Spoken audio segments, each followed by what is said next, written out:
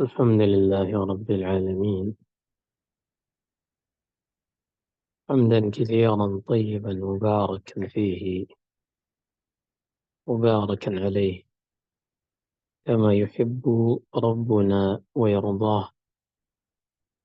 أشهد أن لا إله إلا الله وحده لا شريك له، وأشهد أن محمدا عبده ورسوله. اللهم صل وسلم وبارك على نبينا محمد وعلى آله وأصحابه ومن تبعهم بإحسان إلى يوم الدين. أما بعد. Kembali kita lanjutkan pembahasan kitab Fiqhul Asma'il Husna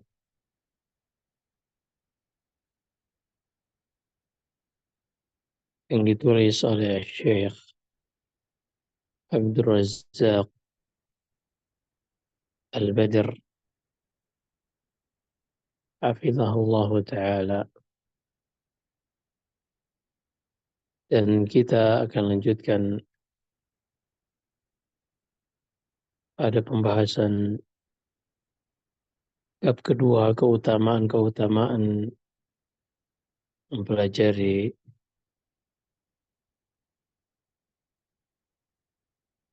Al-Asma'ul Husna. Baik, kita lanjutkan. Qala al-muallif hafizahullah: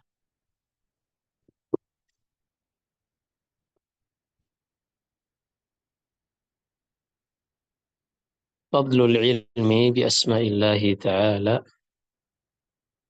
wa sifatih.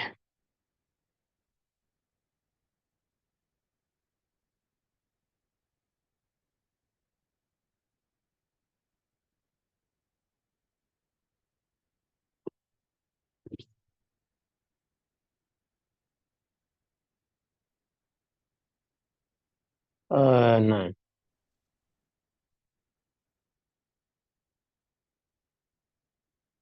baik, kita bahas. Qala al-mu'allif hafizahullah: la raiba anna al-ilma bi asma'illahi wa sifatihi asyraful ulumi syar'iyyah wa azka al-maqasid al-'aliyyah wa 'azamul ghayat as-saniyyah. Tidak diragukan bahwasanya ilmu tentang nama-nama dan sifat-sifat Allah Subhanahu wa taala merupakan ilmu syar'i yang paling mulia dan tujuan yang paling suci. Demikian pula perkara yang paling agung, lita'alluqihi bi asyrafi ma'lumin. Hal ini dikarenakan ilmu ini berkaitan dengan objek yang dibahas yang sangat mulia, yaitu Allah Subhanahu wa taala. Fama'rifatuhu subhanahu wal ilmu bi asma'i wa sifatihi wa af'alihi ajallu 'ulumid dini kulliha.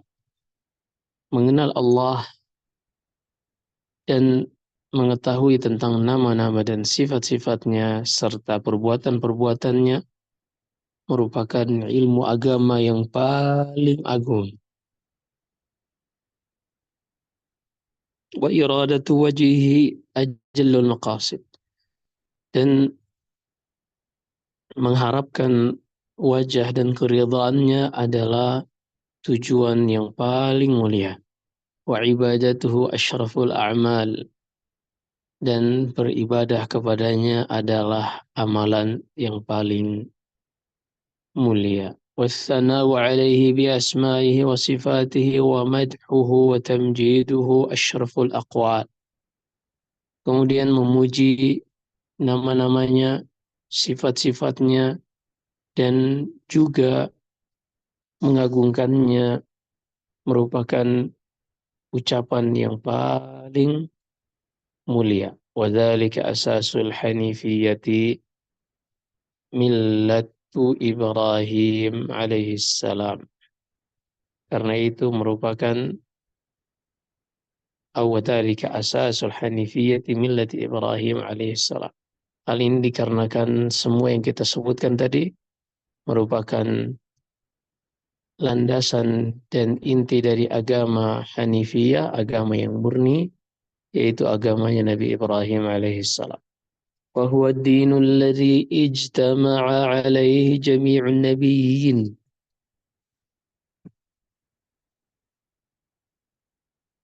Dan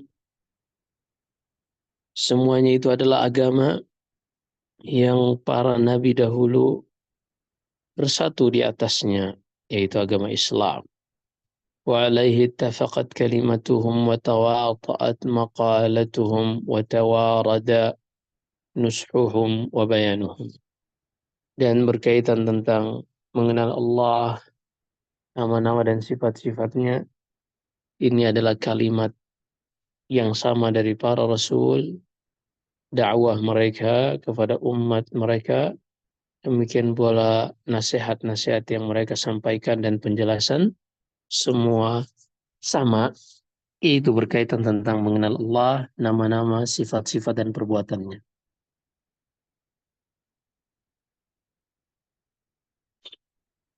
بل إنه أحد المحاور العظيمة التي عليها ترتكز دعوتهم من أولهم إلى خاتمهم محمد صلوات الله وسلامه عليهم أجمعين. Bahkan itulah pembahasan paling agung yang dahulu dakwah para nabi dari awal sampai akhir. Nabi kita Muhammad SAW semuanya bersatu di atas hal tersebut. Dakwah mereka sama, yaitu mengajak manusia untuk mengenal Allah dengan nama-nama dan sifatnya, juga perbuatannya, sehingga manusia hanya beribadah kepadanya. Ursilu bid-da'wati ila Allah azza wa jal. Dahulu para rasul diutus untuk berdakwah, mengajak manusia kepada Allah. Wa bayanit tariqil musili ilaih. Kemudian menjelaskan jalan yang mengantarkan kepada Allah, yaitu syariat. Wa bayani halil mad'uwin ba'da wusulihim ilaih. Dan juga untuk menjelaskan kepada manusia kondisi manusia-manusia yang telah sampai kepada mereka dakwah jika mereka dikembalikan kepada Allah Subhanahu wa taala, artinya surga dan neraka. فهذه القواعد الثلاث ضرورية في كل ملة على لسان كل رسول.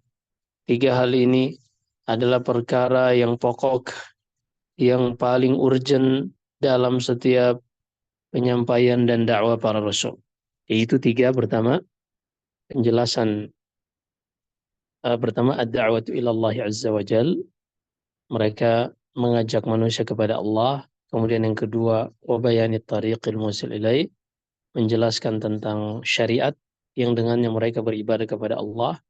Kemudian penjelasan tentang balasan orang-orang yang berinteraksi dengan Rasul, yang taat akan mendapatkan surga, yang maksiat, yang durhaka kepada Rasul, mereka akan diancam dengan neraka. وفي هذا يقول العلامة ابن القيم رحمه الله. Dan dalam pembahasan ini Ibn al-Qayyim mengatakan inna da'watar rusuli tadurru ala thalathati umur. Dakwah para rasul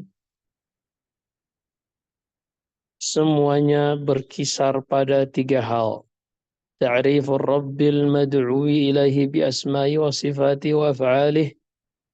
Yang pertama adalah menerangkan kepada manusia agar mereka mengenal Allah yang mereka diajak kepadanya, memperkenalkan kepada manusia tentang nama-namanya, sifat-sifatnya, dan perbuatan-perbuatan Allah Subhanahu wa ta'ala. Wal aslu tsani ma'rifatut tariqatil musilati ilaih. Mengajarkan kepada manusia jalan yang bisa mengantarkan mereka kembali kepada Allah, yaitu syariat. Wa hiya dzikruhu wa syukruhu wa ibadatuhu allati tajma'u kamala hubbihi wa kamala dzullilah. Yaitu bagaimana cara berzikir kepada Allah, cara bersyukur kepada Allah, dan juga cara beribadah kepada Allah, yang semuanya menggabungkan kesempurnaan kecintaan dan kesempurnaan ketundukan kepada Allah Subhanahu wa taala. Al-aslu tsalits, kemudian inti dakwah para rasul yang ketiga, ta'rifuhum ma lahum ba'da al-wusul ilaihi fi dari karamatihi min an-na'im alladhi afdaluhu wa ajalluhu ridahu anhum wa tajallihi lahum wa ru'yatuhum wajhahu al-a'la wa salamuhu alaihim wa taklimuhu iyahum. Kemudian yang ketiga, para rasul berdakwah menjelaskan kepada manusia balasan dari apa yang mereka lakukan jika mereka telah kembali kepada Allah Subhanahu wa taala. Ada surga yang Allah Subhanahu wa taala telah siapkan bagi orang-orang yang taat kepada para rasul, dan yang paling mulia dari surga ini, yang paling tinggi kenikmatannya adalah ketika mereka mendapatkan ridha dari Allah Subhanahu wa taala, dan mereka akan melihat Allah Subhanahu wa taala, memandang kepada wajah Allah yang maha tinggi. Demikian pula mereka akan mendapatkan salam dari Allah, ucapan salam dari Allah, dan juga Allah akan berbicara kepada mereka. وقال في شأن بيان خاتم الرسل صلى الله عليه وسلم لهذا المطلب العظيم: فعرف الناس ربهم ومعبودهم غاية ما يمكن أن تناله قواهم من المعرفة، وأبدى وأعاد واختصر وأتنى في ذكر أسمائه وصفاته وأفعاله حتى تجلت معرفته سبحانه في قلوب عباده. Kemudian kata penulis, semoga Allah merahmatinya, dan Nabi kita Muhammad sallallahu alaihi wasallam, penutup para nabi, mengatakan, menjelaskan tentang perkara yang sangat agung ini, beliau memperkenalkan Rabb mereka kepada mereka, ia memperkenalkan Allah kepada manusia yang hanya satu-satunya yang berhak diibadahi oleh manusia, dengan penjelasan yang sangat mudah dicerna oleh kemampuan manusia.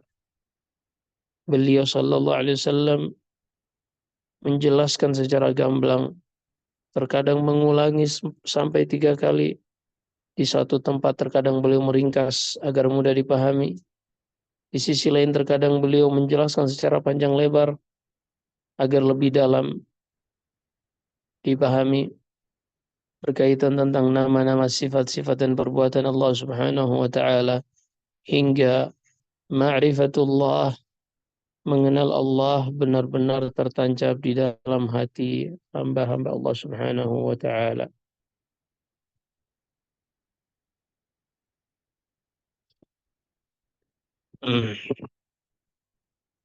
وانجابت سحائب الشك والريب عنها كما ينجاب السحاب عن القمر ليلة إبداره، ولم يدع لأمته حاجة في هذا التعريف لا إلى من قبل ولا إلى من بعده.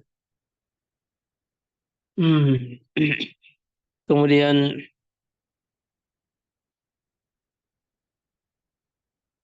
Rasulullah sallallahu alaihi wasallam telah menjelaskan semua itu kepada manusia agar hamba-hamba Allah yang beriman benar-benar mantap di dalam mengenal Allah, dan keraguan-keraguan hilang dan lenyap dari mereka sebagaimana awan yang hilang di saat bulan yang menampakkan purnamanya. Dan Nabi sallallahu alaihi wasallam tidak meninggalkan sedikit pun kepada umat ini perkara yang mereka ingin ketahui, melainkan beliau telah menjelaskannya. Beliau tidak pernah menitipkan penjelasan tentang Allah, tidak kepada orang-orang yang sebelumnya dan tidak pula kepada orang-orang yang akan datang setelah beliau sallallahu alaihi wasallam. Bal kafahum wa syafahum wa aghnahum an kulli man takallama fi hadzal bab. Sebaliknya Rasulullah sallallahu alaihi wasallam telah mencukupi umat ini, telah menjelaskan secara lengkap dan memenuhi kebutuhan mereka dalam perkara ini. Beliau telah mencukupi umat ini dari siapa saja yang berbicara tentang perkara ini. Sebagaimana Allah berfirman, "Awalam yakfihim anna anzalna 'alaikal kitaba yutla 'alaihim inna fi dzalika la rahmatan wa dzikra liqaumin yu'minun."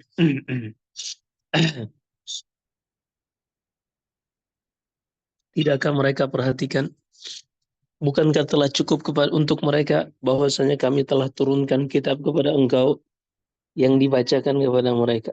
Sungguh pada hal tersebut terdapat rahmat dan peringatan bagi orang-orang yang beriman. Kaifala wa huwa al-qailu alaihi salatu wassalam. Betapa tidak, sementara beliaulah yang mengatakan, qad taraktukum 'alal bayda'i lailuha kanahariha la yazighu 'anha ba'di illa halik. Aku telah tinggalkan untuk kalian di atas sebuah perkara yang sangat terang putih. Kalau seandainya ada malamnya, malamnya pun akan menjadi siang. Artinya tidak ada sedikit pun yang samar dari apa yang ditinggalkan oleh Nabi Sallallahu Alaihi Wasallam. Tidaklah seorang berpaling dari apa yang aku tinggalkan ini, melainkan dia akan binasa. Rawahu Ahmad wa Ibnu Majah. Riwayatkan Imam Ahmad dan juga Ibnu Majah.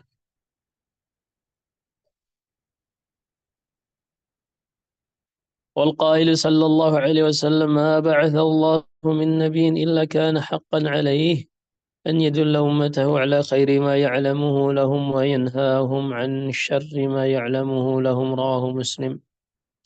Dan juga Rasulullah SAW bersabda, tidaklah Allah mengutus seorang nabi melainkan wajib bagi nabi tersebut untuk menyampaikan kepada umatnya segala kebaikan yang ia ketahui untuk mereka dan melarang umatnya dari segala keburukan yang ia ketahui untuk mereka. Diriwayatkan oleh Imam Muslim.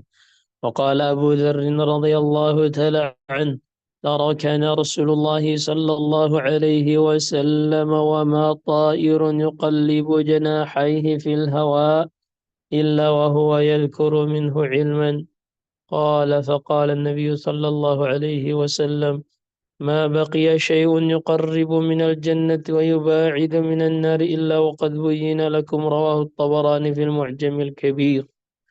Kata Abu Dzar, Rasulullah sallallahu alaihi wasallam tatkala beliau meninggalkan kami, tidak ada satupun burung yang mengepakkan sayapnya di udara, melainkan Rasulullah telah menjelaskan ilmu tentang hal tersebut kepada kami. Artinya tidak ada satupun yang bisa, yang dibutuhkan oleh umat ini, melainkan telah dijelaskan oleh Rasulullah. Dan beliau bersabda, Rasulullah SAW mengatakan tidak ada satupun yang bisa mendekatkan kalian kepada surga dan menjauhkan kalian dari neraka, melainkan telah dijelaskan kepada kalian. Diriwayatkan al-Imam Tabarani dalam Al-Mu'jam Al-Kabir.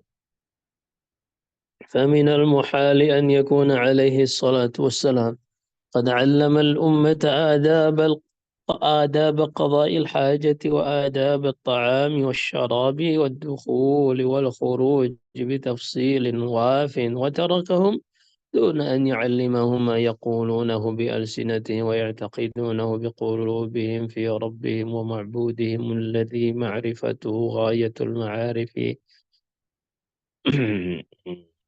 والوصول إليه أجل المطالب أفضل المواهب. Maka sesuatu yang mustahil kalau seorang mau berpikir.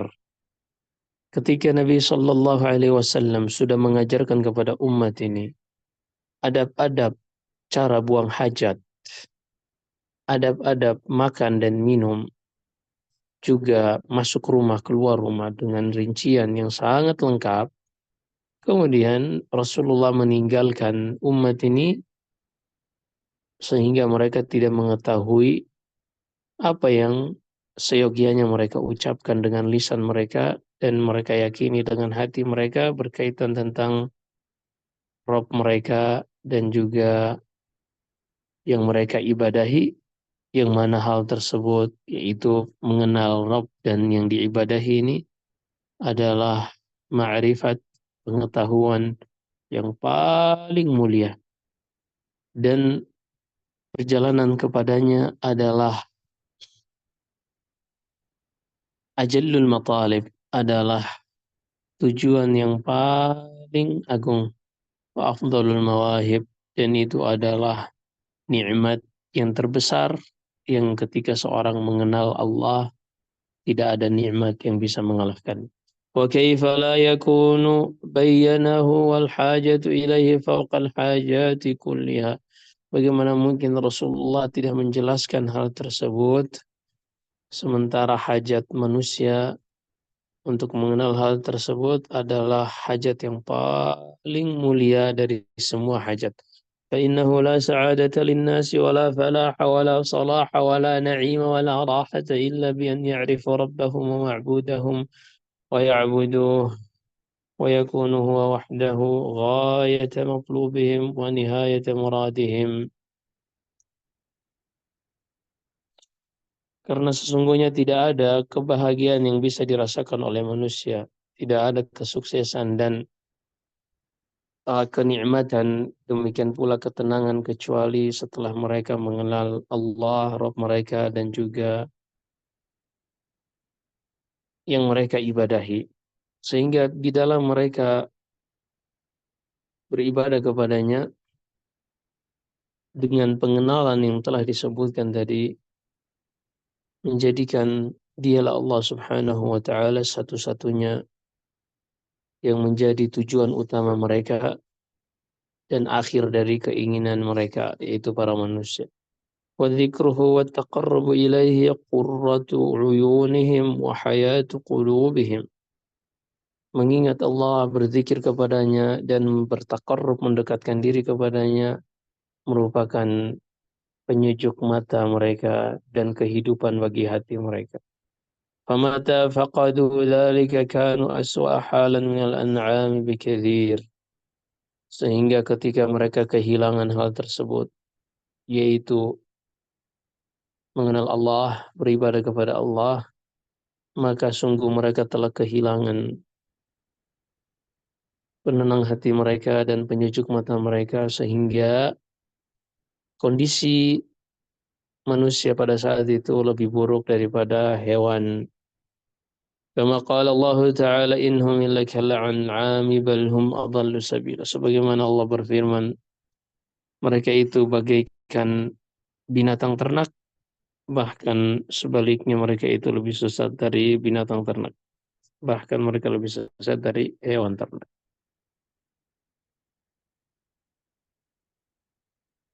Baik. وبهذا يدرك المسلم شرف هذا العلم وفضله وأنه من الأسس العظام التي قامت عليها دعوات المرسلين. Dengan penjelasan ini, seorang muslim bisa mengetahui kemuliaan ilmu ini dan juga keutamaannya. Dan hal tersebut merupakan landasan yang paling agung yang mana dakwah para rasul tegak di atasnya. وأنه السبيل الوحيد لعز العبد ورفعته وصلاحه في الدنيا والآخرة.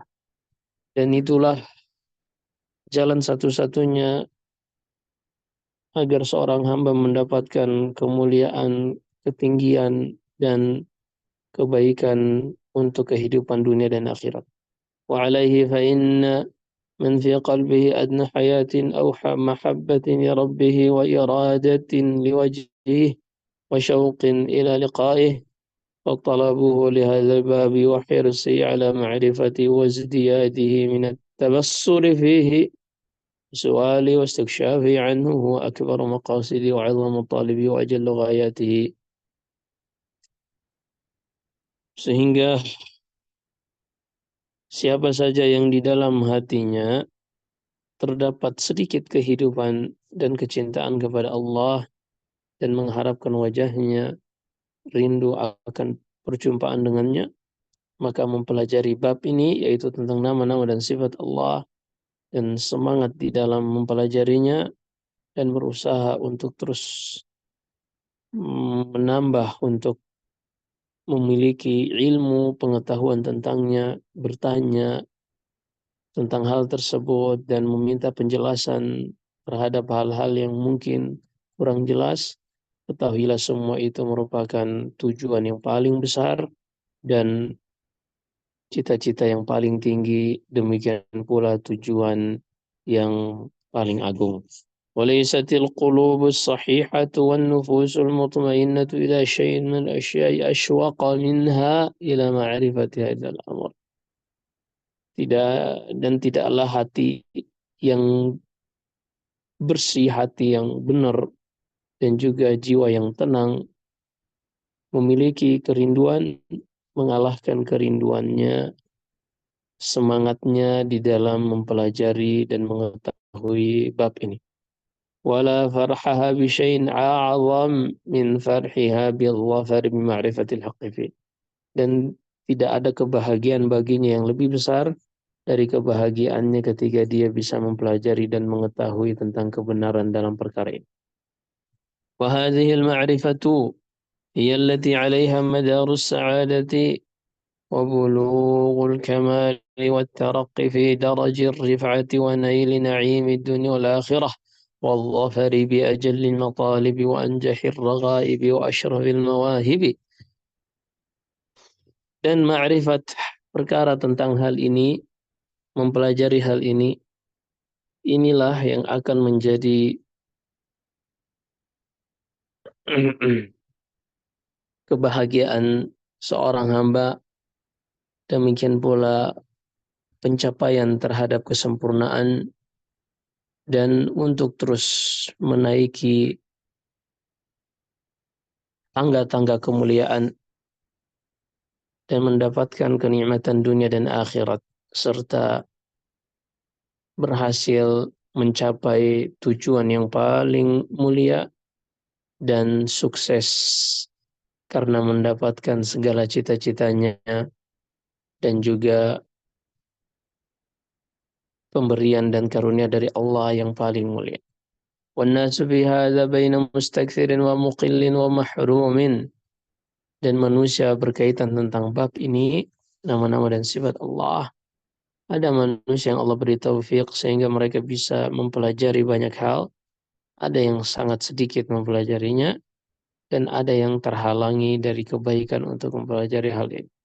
وَالْفَضْلُ بِيَدِ اللَّهِ يُؤْتِيهِ مَن يَشَاءُ. Dan karunia seorang bisa mempelajari bab ini semata-mata di tangan Allah Subhanahu wa taala dan ia memberikan kepada siapa saja ia kehendaki. Wallahu dzul fadlil azim. Dan Allah maha luas, maha besar karunia-Nya. ومتى كان العبد عارفا بربه محبا له قائما بعبوديته ممتثلا أمره مبتعدا عن نواهيه تحقق له بهذه المعرفة والعبودية اللتين هما غاية الخلق والأمر كمال الإنسان المرجو وسموه المنشود. بل ليست حاجة الأرواح قط إلى شيء أعظم منها إلى معرفة بارئها وفاطره ومحبته وذكره والابتهاج به وطلب الوسيلة إليه والزلفى عنده. ولا سبيل إلى هذا إلا بمعرفة أوصافه وأسمائه. فكلما كان العبد بها عالم كان بالله أعرف وله أطلب وإليه أقرب. وكلما كان لها أنكر كان بالله أجهل وإليه أكره ومنه أبعد. والله ينزل العبد من نفسه والله ينزل العبد من نفسه حيث ينزله العبد من نفسه.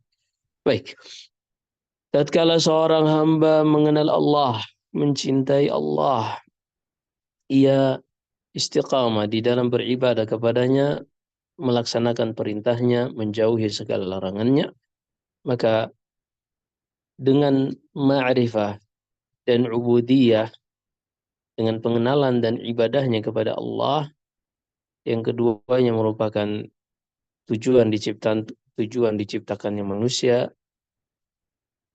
dan segala perintah Allah, maka dia akan mencapai kesempurnaan yang diharapkan setiap manusia, yang wasumu wahul mansyud, dan juga uh, mm, cita-citanya yang tinggi.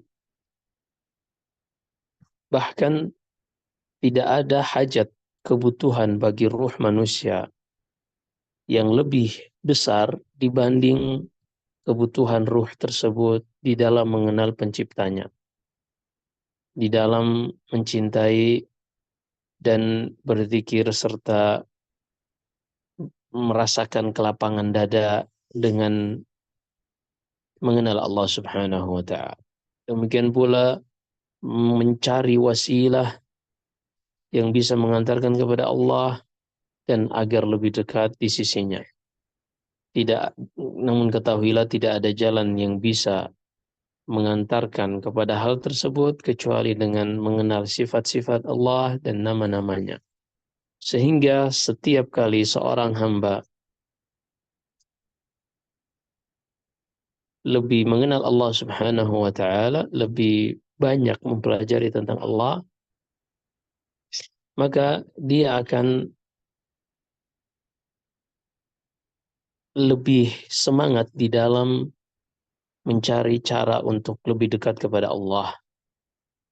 Dia akan berusaha untuk melakukan hal-hal yang akan menjadikannya semakin dekat di sisi Allah. Sebaliknya, tatkala seorang hamba tidak mengenal Allah, jahil tentang Allah, maka dia pun akan lebih benci dan lebih jauh dari Allah Subhanahu wa taala. Dia akan lebih dibenci dan lebih jauh dari Allah Subhanahu wa taala karena Allah menempatkan seorang hamba di sisinya sesuai dengan hamba menempatkan Allah pada sisinya. Artinya, ketika seorang hamba semakin mendekat kepada Allah, maka Allah pun akan menjadikan hamba tersebut dekat di sisinya. Sebaliknya, setiap kali seorang hamba menjauh dari Allah, maka Allah pun akan menjauhkan hamba tersebut dari sisinya, dari rahmatnya dan seterusnya. Baik, satu paragraf lagi kita tutup dengan ucapan Ibnu Katsir rahimahullah. قال الحافظ ابن كثير رحمه الله في تفسيره لقوله تعالى إنما يخشى الله من عباده العلماء. Berkata Ibnu Katsir di dalam tafsirnya ketika menafsirkan firman Allah, tidak ada yang takut kepada Allah kecuali ulama.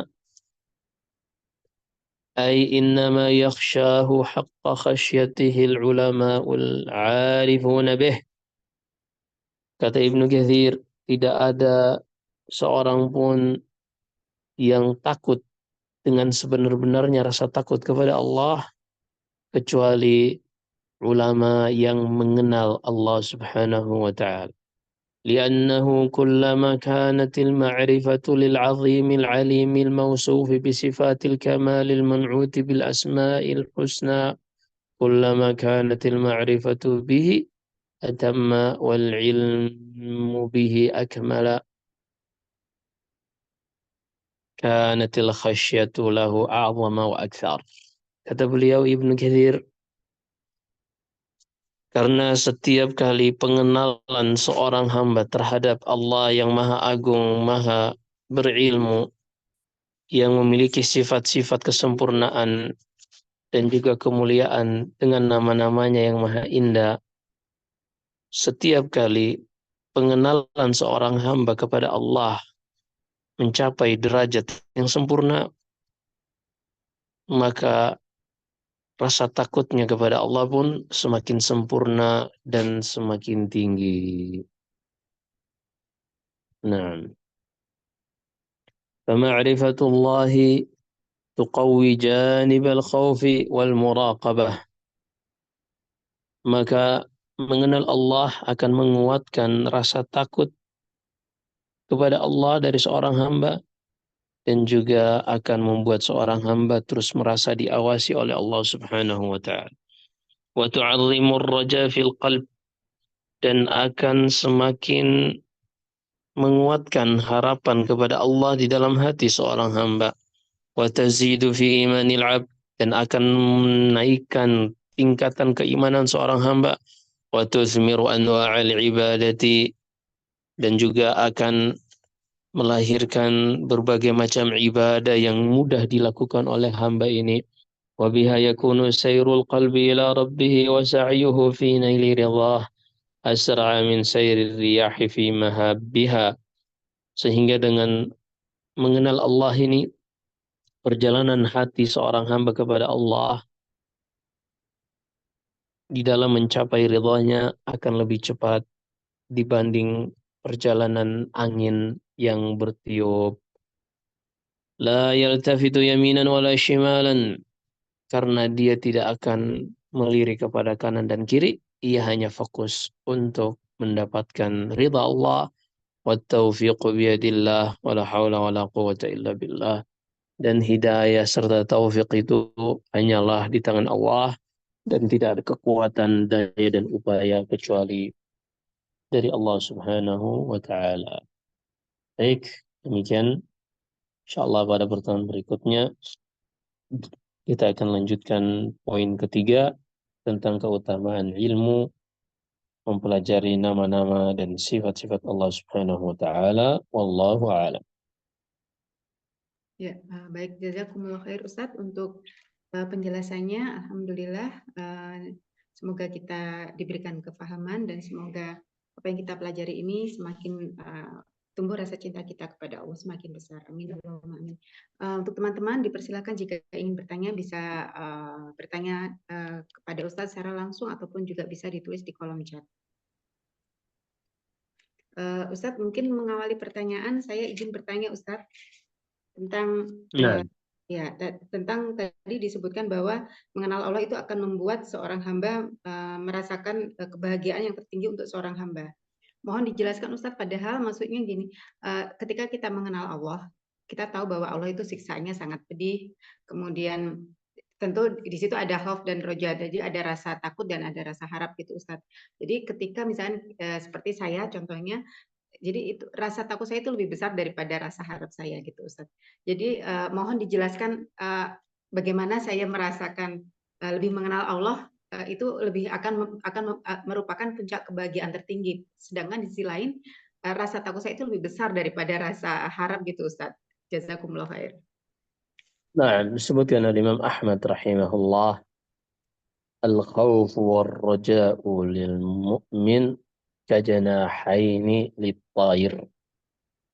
Rasa khauf, rasa takut dan rasa harap pada seorang yang beriman terhadap Allah ini bagaikan dua sayap burung yang hendaknya selalu balance, selalu seimbang, tidak berat kanan atau berat kiri. Sehingga seorang muslim di dalam kehidupan ini, di dalam mengenal Allah, ia mempelajari sifat-sifat Allah, nama-nama Allah seperti yang Allah sebutkan di dalam surat Al-Ma'idah, i'lamu anna Allah syadidul iqabi wa anna Allah ghafurur rahim. Ketahuilah wahai manusia bahwasanya Allah itu maha pedih siksaannya, namun ia juga maha pengampun lagi maha penyayang. Dari sini, ketika seorang hamba mengetahui Allah syadidul iqab, Allah maha pedih azabnya, pengetahuannya tentang sifat Allah ini akan membuatnya untuk menjauh dari bermaksiat kepada Allah Subhanahu wa taala. Namun kekhawatiran dan ketakutannya kepada Allah ini tidak benar-benar menguasai seluruh hidupnya, karena ia juga mengetahui bahwasanya wa annallaha ghafurur rahim, dan Allah maha penyayang lagi maha pengampun, sehingga ia beribadah untuk mendapatkan ampunan Allah dan rahmat Allah, baik untuk perkara dunianya ataupun perkara akhiratnya. Bagi seorang muslim, ketika dia memiliki pengetahuan terhadap Allah, pengetahuan yang sempurna, dia tidak mempelajari setengah-setengah, maka dia akan mengetahui bahwasanya Allah itu memiliki sifat-sifat yang sifatnya wa'id, yang manusia berhati-hati darinya dan takut kepadanya. Tapi juga Allah memiliki sifat-sifat yang melahirkan al-wa'ad, rasa harap, dan manusia mengharapkan untuk bisa mendapatkannya. Seperti misalnya Allah Subhanahu wa taala akan memberikan ridha kepada hamba-hamba yang mendekatkan diri kepadanya. Di sisi lain, Allah akan murka kepada hamba-hamba yang bermaksiat kepadanya. Maka jika seorang benar-benar mengenal Allah dengan seluruh sifat-sifatnya tanpa mengabaikan sebagian sifatnya dan hanya mempelajari sifat yang lain, kalau memang seorang mempelajarinya secara menyeluruh, maka dia akan berjalan secara balance, dia akan beribadah kepada Allah karena takut kepadanya, tapi juga dia beribadah kepada Allah karena berharap rahmatnya. Allah berfirman di dalam surat Al-Anbiya setelah menyebutkan para nabi dan rasul, ulaika yad'un wa yad'unana raghaban wa rahaba wa kanu lana khashi'in. Para nabi, para rasul, mereka adalah hamba-hamba yang senantiasa beribadah kepada kami raghaban wa rahaban, dalam keadaan harap dan juga dalam keadaan takut. Dan mereka adalah hamba yang selalu khusyuk, tunduk di dalam beribadah kepada Allah Subhanahu wa taala. Demikian intinya uh, balance, keseimbangan antara rasa takut dan rasa harap ini akan bisa dicapai seorang hamba ketika ia pun memiliki ma'rifah tentang Allah dengan seluruh nama-nama dan sifat-sifatnya yang Allah sebutkan selalu di dalam ayat Al-Quran. Keseimbangan antara hal ini seperti tadi contohnya di dalam surat Al-Maidah, kata Allah, i'lamu annallaha syadidul iqabi wa annallaha ghafurur rahim. Ketahuilah bahwa Allah itu pedih adabnya, namun Allah juga maha pengampun, lagi maha penyayang. Ya, Ya. itu yang rumput itu yang mau ditanam bawang ya. Ya, di sana. Ya, jazakumullah khair Ustadz. Dari teman-teman ada yang ingin bertanya? Bertanya kepada Ustadz secara langsung, dipersilahkan jika ada pertanyaan.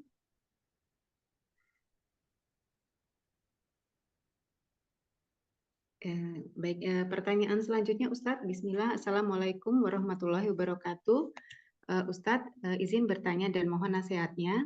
Apakah termasuk saya kufur nikmat ketika misalkan kita mendapatkan nikmat yang sudah biasa Allah berikan, jadi kita tidak merasa itu adalah biasa saja. Kemudian ketika nikmat itu dicabut, misalkan nikmat tangan saya tidak bisa digerakkan, kemudian saya baru merasa bahwa itu adalah nikmat yang sangat besar. Apakah itu termasuk kita mengkufuri nikmat, Ustadz? Jazakumullah khair.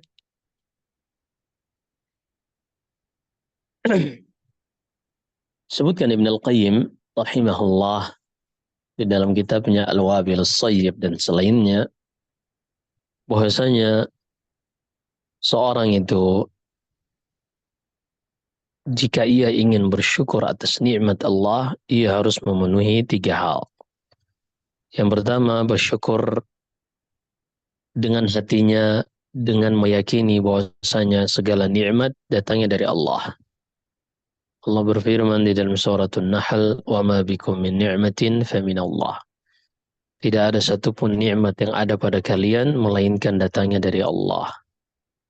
Kemudian yang kedua, seorang bersyukur atas nikmat Allah dengan lisannya, yaitu dia mengucapkan alhamdulillah. Sebagaimana firman Allah di dalam banyak ayat, wa qulil hamdulillah, ucapkanlah alhamdulillah. Ini secara ringkas. Kemudian yang ketiga, seorang menggunakannya di dalam ketaatan kepada Allah Subhanahu wa taala. Maka seorang jika ia telah merealisasikan tiga hal ini, meyakini dalam hatinya bahwasanya nikmat tersebut milik Allah, kemudian mengucapkan alhamdulillah pada lisannya dan menggunakan harta tersebut di dalam ketaatan kepada, maka dia telah mensyukuri nikmat Allah dengan kadar yang paling minimal, dengan kadar yang paling minim. Ada kemudian tiba-tiba nikmat tersebut hilang. Ini banyak tujuannya dan banyak hikmahnya. Di antaranya Allah Subhanahu wa taala ketika melihat keimanan dari hambanya semakin tinggi, maka Allah akan menambahkan, meninggikan level ujiannya. Sebagaimana sabda Nabi sallallahu alaihi wasallam, "Inna asyaddan nasi bala'an al-anbiya, thumma as-salihun, thumma al-amthal wal amthal." Manusia yang paling berat ujiannya adalah para nabi, kemudian orang-orang yang tingkat keimanannya semakin mendekati para nabi. Namun terkadang juga ujian itu bentuknya adalah hukuman dari Allah dikarenakan perbuatan seorang hamba. Allah berfirman dalam surat Az-Zukhruf, "Wa ma asabakum min musibatin fabima kasabat aydikum wa ya'fu an katsir." Tidak ada satupun musibah yang menimpa kalian melainkan dikarenakan ulah perbuatan kalian sendiri, dan Allah memaafkan banyak hal. Intinya, seorang ketika ia mendapatkan ujian, bisa jadi itu adalah peringatan dari Allah agar ia lebih banyak bersyukur, agar ia lebih banyak mendekatkan diri kepada Allah dengan beribadah. Dan terkadang juga Allah Subhanahu wa taala ingin meninggikan derajat seorang, ingin mengampunkan dosa-dosanya dengan memberikan ujian kepada hamba tersebut. Maka seorang ketika menerima ujian, jangan dia hanya berfokus pada objek ujiannya. Namun yang harus ia jadikan bahan evaluasi dan renungan adalah ia segera mengoreksi hubungannya dengan yang memberi ujian. Jangan dia fokus pada objek ujiannya, tapi dia lebih fokus pada yang memberi ujian. Sebagaimana disebutkan Ibn Al-Qayyim rahimahullah, min tamami dzul an yashtaghil al-'abdu 'inda an-ni'mati bin-ni'mati 'anil mun'im wa 'inda al-bala'i bil-bala'i 'anil mubtali. Di antara kerugian seorang hamba ketika ia mendapatkan nikmat, ia tersibukkan dengan objek nikmatnya dari yang memberi nikmat. Dan ketika ia mendapatkan musibah, ia tersibukkan dengan objek musibahnya dari yang memberikan musibah. Demikian, wallahu a'lam. Masya Allah. Jazakumullah khair Ustadz untuk nasihatnya.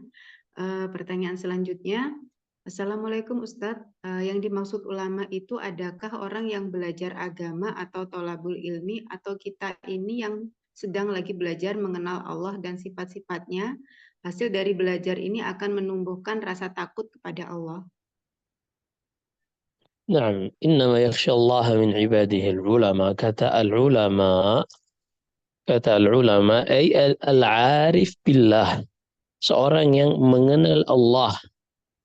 Walaupun mungkin dia tidak mengerti tentang khilaf fiqih, tentang pembahasan faraid, pembahasan harta warisan, tapi ia mengetahui nama-nama Allah, sifat-sifat Allah, memahami makna-makna dari setiap sifat Allah, sehingga hal itu melahirkan pengetahuan yang sempurna di dalam hatinya tentang Allah, yang menimbulkan rasa takut kepada Allah, maka itulah al-ulama. Bukan hanya sekadar yang mengumpulkan hafalan atau memiliki banyak kitab, bukan, tapi yang di dalam hatinya benar-benar mengenal Allah. Nah, Ya, baik. Dari teman-teman ada yang bertanya? Baik, kalau tidak ada, Ustadz, ini pertanyaan di luar tema, Ustadz. Bismillah, Assalamualaikum warahmatullahi wabarakatuh. Ustadz, mohon nasihatnya. Saya seorang istri yang qadarullah suami saya telah berpoligami selama 6 tahun. Dan ketika suami saya mengajukan poligami, ketika kita datang di KUA, di situ ada perjanjian yang salah satunya ketika suami saya menjual aset kami yang dibeli ketika belum poligami. Ketika suami saya menjual, saya berhak mendapatkan separuhnya. Dan sekarang suami saya ingin menjual tanah tersebut, tapi suami saya tidak berkenan memberikan itu kepada saya. Apakah boleh saya meminta separuh sesuai dengan kesepakatan itu, Ustadz? Apakah ini termasuk zolim karena di dalam Islam tidak mengenal harta gonogini? Jazakumullah khair, Ustadz. Betul, ini harus diperiksa terlebih dahulu karena memang dalam undang-undang pernikahan di Indonesia tentang kepemilikan harta, ketika suami istri menikah dan tidak ada perjanjian pemisahan kekayaan di notaris, maka setiap harta yang didapatkan setelah akad nikah ini menjadi milik bersama, dan ini tidak benar di dalam Islam. Ini tidak benar di dalam Islam karena harta istri milik istri dan harta suami milik suami. Sehingga di dalam Islam sang suami bisa mendapatkan warisan dari istrinya kalau istrinya terlebih dahulu meninggal, sebagaimana sang istri bisa mendapatkan warisan dari suaminya ketika suaminya terlebih dahulu meninggal. Sehingga pada kasus yang disebutkan ini tidak mutlak apa yang dipersyaratkan oleh KUA tersebut, dan harus ditolak kalau memang suami mendapatkan tanah tersebut adalah hasil dari harta suami atau warisan dari orang tuanya dan seterusnya yang tidak ada campur tangan istri di dalamnya, maka suami tersebut berhak untuk mengambil seluruhnya dan tidak harus membagikan kepada istrinya walaupun ada di dalam perjanjian tersebut. Karena kata Nabi SAW dalam hadits Aisyah dalam Sahih Bukhari, kullu syartin laysa fi kitabillahi fahuwa batil wa in kana mi'ata syart. Setiap persyaratan yang bertentangan dengan syariat Allah, maka itu adalah syarat yang batil walaupun ada 100 syarat. Maka apa yang disebutkan dalam pertanyaan tadi, jika memang itu milik suami, maka itu adalah kepemilikan suami, tidak boleh diganggu gugat oleh istri walaupun ada perjanjian seperti tadi. Demikian Allah. Ya, Ustadz, ini ada pertanyaan lanjutan, Ustadz. Si istri pertama tersebut bisa dikatakan tidak rela karena harta yang dimiliki suami ketika mereka masih menjadi suami istri, belum ada istri keduanya, sekarang dijual oleh suaminya karena untuk membiayai istri yang kedua untuk kuliah gitu, Ustadz. Kalau seperti itu bagaimana, Ustadz? Jazakumullah khair. Dilihat kalau memang hasil tanah tersebut atau aset apapun itu adalah hasil bersama dari suami istri, misalnya istrinya juga bekerja, suaminya bekerja, lalu mereka masing-masing membeli, maka dikeluarkan terlebih dahulu porsi milik istri.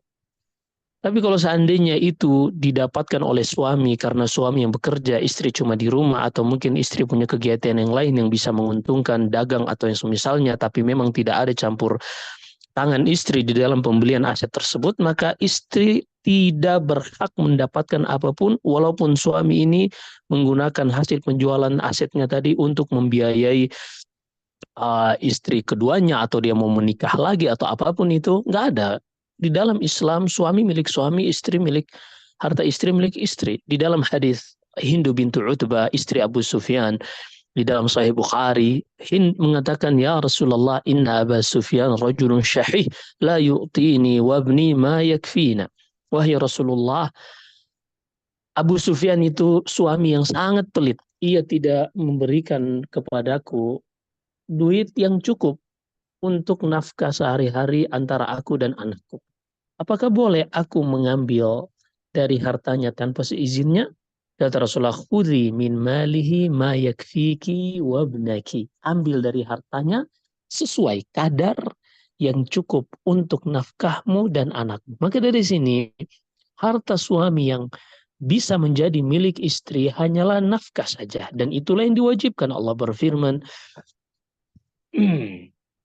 ya ayyuhalladzina amanu الرجال قوامون على النساء بما فضل الله بعضهم على بعض وبما أنفقوا من أموالهم. Di dalam surat An-Nisa Allah sebutkan laki-laki menjadi pemimpin bagi wanita dikarenakan apa yang mereka infakkan bagi istri-istri mereka. Dan juga Allah berfirman dalam surat Al-Baqarah, wa 'alal mauludi lahu rizquhunna wa kiswatuhunna bil ma'ruf. Laki-laki wajib untuk menafkahi istrinya. Maka yang wajib dari suami ini hanyalah nafkah yang dengannya seorang istri tidak mati kelaparan. Adapun selebihnya aset suami, maka seorang istri tidak boleh mengganggu-gugat. Baik dia mau pakai untuk biaya anaknya dari istri yang lain atau membiayai istrinya tersebut untuk kuliah atau apapun itu. Demikian pula atau mau menikah lagi itu urusan dia, tapi harus dipahami bahwasanya di dalam hal-hal yang diwajibkan seorang suami wajib berbuat adil. Allah Subhanahu wa taala berfirman, "Ittaqullaha wa'dilu." Allah Subhanahu wa taala berfirman dalam suratul Maidah, "I'dilu huwa aqrabu littaqwa." Berbuat adillah karena keadilan itu akan mendekatkan kalian kepada ketakwaan. Demikian, wallahu a'lam. Ya, baik. Jazakumullah khair Ustadz. Pertanyaan selanjutnya, Assalamualaikum warahmatullahi wabarakatuh. Izin bertanya Ustadz, terkadang saat berinteraksi dengan orang-orang kita merasa di hati tidak nyaman. Bagaimana kita mengetahui dalam berinteraksi dengan orang-orang apakah ketika hati kita merasa tidak enak itu karena dosa atau seperti kesempitan yang dirasakan oleh Nabi Shallallahu Alaihi Wasallam yang Allah sebutkan di dalam Al-Quran. Bagaimana membedakannya agar kita tahu kita berada di posisi yang benar atau salah dalam pandangan Allah Subhanahu Wa Taala. Jazakumullah khair. Nah, Masya Allah.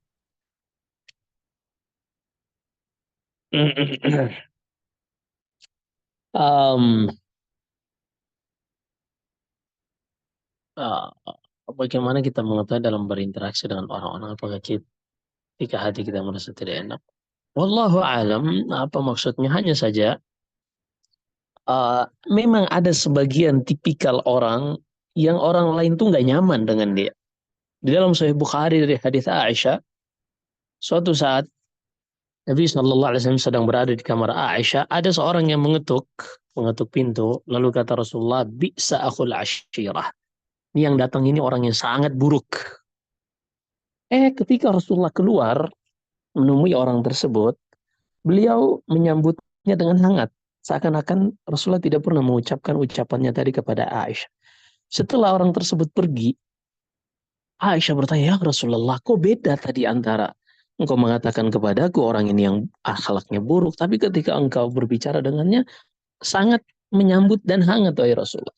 Kata Rasulullah SAW, "Inna minan nas man tarakahun nasu ittiqa'a fuhsyih." Ada sebagian manusia yang ditinggalkan oleh orang lain dikarenakan orang-orang menjauhi keburukannya. Jadi kondisi kita tidak nyaman kepada orang lain bisa jadi karena memang orang tersebut akhlaknya buruk. Dalilnya yang kita sebutkan tadi. Atau bisa jadi karena dosa kita yang banyak, karena kita tidak ingin diketahui oleh orang-orang, bisa jadi.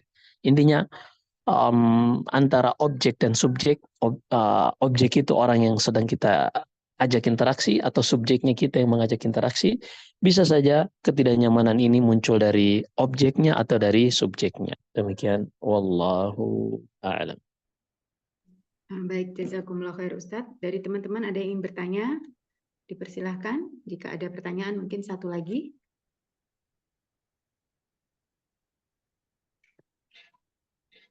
Tidak ada? Ya, alhamdulillah tidak ada pertanyaan Ustadz. Mungkin sebelum ditutup jika Ustadz berkenan memberikan nasihat kepada kami Ustadz. Nah, mempelajari al-asmaul husna dan juga sifat-sifat Allah ini banyak faidahnya. Seorang akan merasakan ketenangan di dalam menjalani rutinitasnya, di dalam mencari rezekinya, di dalam menjalani hidupnya, di dalam berinteraksi dengan manusia, dan juga banyak hal. Intinya, seorang ketika mempelajari fikih, nama-nama dan sifat Allah, dia akan mendapatkan hal-hal yang luar biasa, yang jika dia istiqamah hal tersebut, dia akan mendapatkan kebaikan yang ia tidak pernah sangka-sangka sebelumnya. Baik, ini bisa kita sampaikan. Semoga bermanfaat. Wallahu a'lam. Jika ada benar semata-mata dari Allah Subhanahu wa taala, jika ada kesalahan dan kekurangan dari saya, wa astaghfirullah li wa lakum. Sallallahu alaihi wasallam wa baraka ala nabiyyina Muhammad. Subhanakallahumma bihamdik asyhadu an la ilaha illa anta astaghfiruka wa atubu ilaik. Assalamualaikum warahmatullahi wabarakatuh.